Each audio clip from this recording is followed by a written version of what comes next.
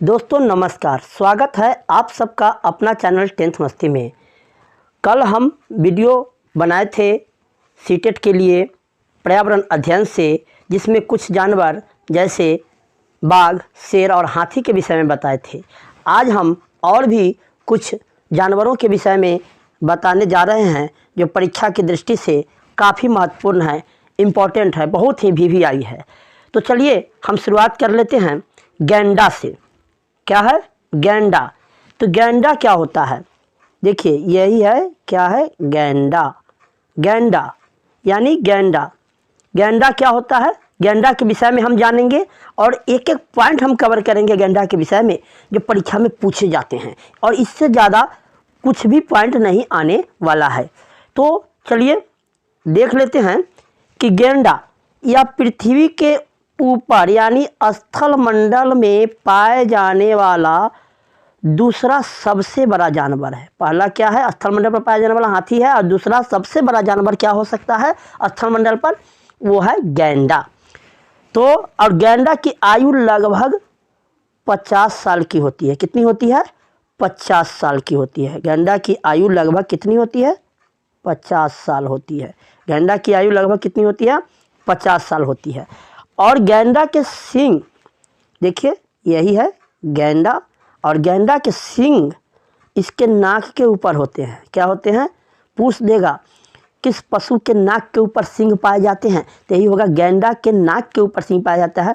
और गैंडा एक सींग वाला भी हो सकता है और दो सींग वाला भी हो सकता है। गैंडा जो है एक सींग वाला भी हो सकता है और दो सींग वाला भी हो सकता है। और गैंडा की चमड़ी जो होती है, गैंडा की चमड़ी जो होती है काफ़ी मोटी होती है। जानते हैं कितना होता है? लगभग 1.5 सेंटीमीटर मोटी होती है। कितना होता है? लगभग 1.5 सेंटीमीटर मोटी होती है। और गैंडा का वजन जो होता है 1 टन, 1 टन में 1000 किलो होता है। तो 1000 किलो से ज़्यादा होता है, यानी 1 टन से भी ज़्यादा होता है। और जानते हैं यह भी क्या होता है? शाकाहारी होता है। गैंडा भी क्या होता है? शाकाहारी होता है। तो ये हो गया क्या? गैंडा के विषय में। गैंडा के विषय में जान गए।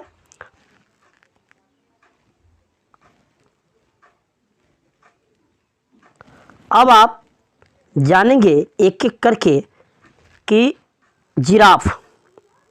जिराफ है, एक एक करके आप लोग जानेंगे जिराफ के विषय में, पेंगुइन के विषय में भी, और आगे और भी जानवर है उसके विषय में भी हम बताएंगे।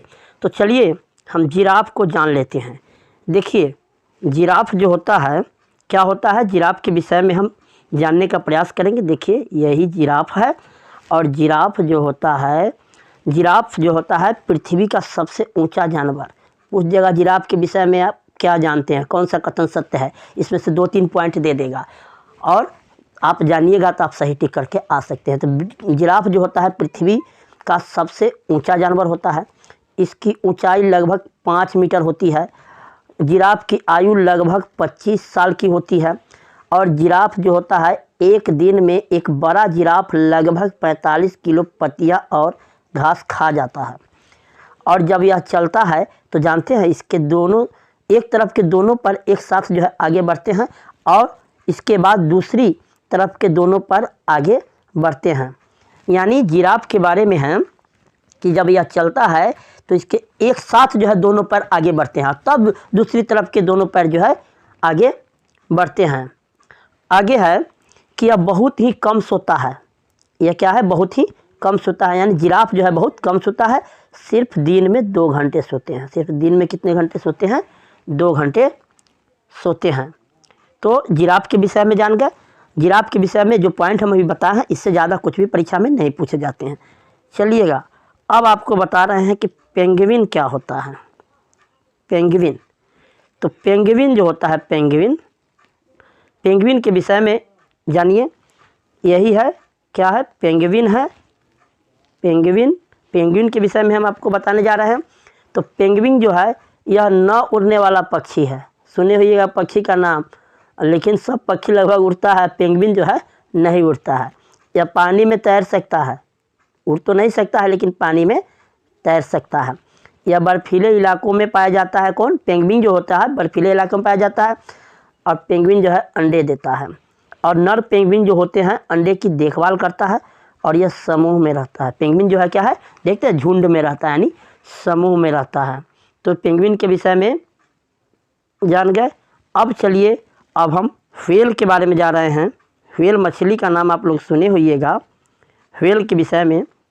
तो चलिए व्हेल के विषय में भी जान जाइए कि व्हेल क्या होता है। तो यही है, ब्लू व्हेल इसको कहते हैं, नीली व्हेल भी बोल सकते हैं। तो यह पानी में रहती है। ब्लू व्हेल जो है वह पानी में रहती है, परंतु जानते हैं यह स्तनधारी है, क्योंकि यह बच्चे को जन्म देती है। जो बच्चे को जन्म देती है स्तनधारी होती है। आगे है, ब्लू व्हेल पृथ्वी की सबसे बड़ी जानवर है। पृथ्वी की सबसे बड़ी जानवर क्या है, ब्लू व्हेल होता है। और यह क्या होता है कि फेफड़ों से सांस जो है लेती है। यह क्या है, फेफड़ों से सांस लेती है। और इसकी आयु लगभग 90 साल की होती है। इसकी आयु कितनी होती है, लगभग 90 साल की होती है। और इसमें जो है 2-3 पॉइंट जो है यह ज़्यादा ब्लू व्हेल के विषय में पूछता है कि स्तनधारी है, बच्चे को जन्म देती है। ब्लू व्हेल पृथ्वी की सबसे बड़ी जानवर है और यह फेफड़ों से सांस लेती है। इसकी आयु कितनी होती है, लगभग 90 साल की होती है। तो ये हो गया ब्लू व्हेल के बारे में। अब जानते हैं हम डॉल्फिन के बारे में कि डॉल्फिन क्या होता है। तो डॉल्फिन के विषय में है, यही है डॉल्फिन क्या है, डॉल्फिन यह भी पानी में रहती है। डॉल्फिन भी क्या है, पानी में रहती है। स्तनधारी है क्योंकि यह बच्चे को जन्म देती है। स्तनधारी है क्योंकि यह बच्चे को जन्म देती है। यह भी जो है फेफड़ों से सांस लेती है। इसकी आयु लगभग 50 साल की होती है। और अंधी डॉल्फिन का नाम आप लोग सुने होइएगा, जिसको सुनसु भी बोलते हैं। सुनसु जो भारत की राष्ट्रीय जलीय जीव है। पूछ देगा भारत की राष्ट्रीय जलीय जीव क्या है, तो सुनसु होता है। और यह बुद्धिमान है और मनुष्य के साथ जल्दी घुल मिल जाती है। डॉल्फिन जो होती है वह क्या है, बुद्धिमान होती है और यह मनुष्य के साथ जल्दी घुल मिल जाती है। तो ये सब हो गया डॉल्फिन के विषय में। अब जो है, अब आप जानेंगे क्या है, मोर के विषय में। मोर और सांप के विषय में जानेंगे। क्या है, मोर और, तो चलिए जान लेते हैं मोर के विषय में। तो मोर जो होता है क्या होता है, देखिएगा मोर के विषय में। चलिए हम लोग जान लेते हैं मोर के विषय में। यही है, मोर है। मोर के विषय में जानेंगे। मोर के बारे में आप जानते हैं कि मोर क्या है, हमारा राष्ट्रीय पक्षी है। क्या है, हमारा राष्ट्रीय पक्षी कौन है, मोर है। इसके पंख नीले और हरे होते हैं। इसके सिर पर एक मुकुट होता है और इसकी आयु लगभग, माने मोर की आयु लगभग 20 साल की होती है। अब मोर जो है हर साल अपने पंख को छोड़ देता है। अब मोर क्या होता है, सर्वाहारी होता है। मोर क्या होता है, सर्वाहारी होता है। मोर के विषय में जाने। अब जानिए सांप के विषय में, जो बहुत ही इम्पोर्टेंट है। परीक्षा की दृष्टि से कितना बार ये परीक्षा में पूछ चुका है। तो चलिए सांप के विषय में जो हम जानकारी दे रहे हैं, इससे ज़्यादा सीटेट में कुछ भी नहीं पूछा जाता है। चलिए यही सांप के विषय में हम बता रहे हैं। यानी सांप है, सांप जो होता है रेंगकर चलते हैं। इसके दांत होते हैं, परंतु यह भोजन को दांत से काट कर नहीं, निगल जाते हैं। इसके कान नहीं होते हैं। यह ज़मीन पर हुए कंपन को महसूस करते हैं और इसी से जो है वह सुनने का काम करते हैं।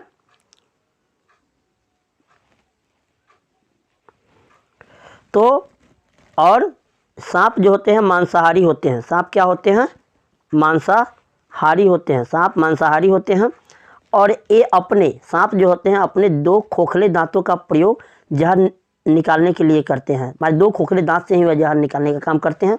और सांप के काटने की जो दवाई होती है वह सांप के जहर से ही बनाई जाती है, जिसे क्या है, सीरम कहा जाता है। इसमें नहीं दिए हुए, हम बता रहे हैं कि सांप के काटने की दवाई जो होता है उसके सांप के जहर से ही बनाई जाती है, जिसे क्या कहा जाता है, सीरम। याद रखिएगा, उसको क्या कहा जाता है, सीरम।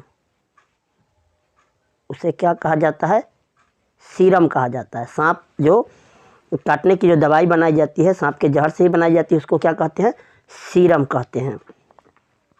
सीरम कहते हैं। अब आते हैं सांप के विषय में। और क्या है, जानकारी ध्यान देंगे। और होता है कि हमारे देश में केवल 4 प्रकार के सांप पाए जाते हैं। हमारे देश में केवल 4 प्रकार के सांप, जहरीले सांप पाए जाते हैं।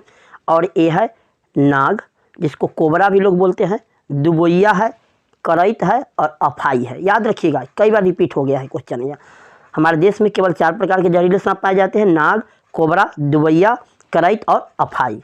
नाग या कोबरा एक ही होता है, दुबैया दूसरा हो गया, करैत तीसरा और अफाई चौथा होता है। कोबरा सांप जो है जानते हैं घोंसला बनाता है, कोबरा सांप जो है अपना घोंसला बनाता है। और जानते हैं अजगर जो होता है सबसे लंबा जीव होता है। सबसे लंबा जीव कौन होता है? अजगर। इसकी लंबाई 30 फीट तक हो सकती है। और अजगर जानते हैं किसानों के मित्र है भी होते हैं। क्यों? क्योंकि ये फसलों को नुकसान पहुंचाने वाले चूहों को खा जाते हैं, इसलिए इसको क्या कहा जाता है? किसानों का मित्र कहा जाता है। ये हो गया। चलिए तो हम कुछ और जानवर के विषय में जानते हैं, जैसे केचुआ। केचुआ देखते हैं, केचुआ जिसको गांव घर में चारा भी लोग बोलते हैं। क्या है? केचुआ। या भी रेंगकर चलने वाला जीव है। केचुआ क्या है? रेंगकर चलने वाला जीव है, रेंगकर। और यह भूरे रंग का होता है।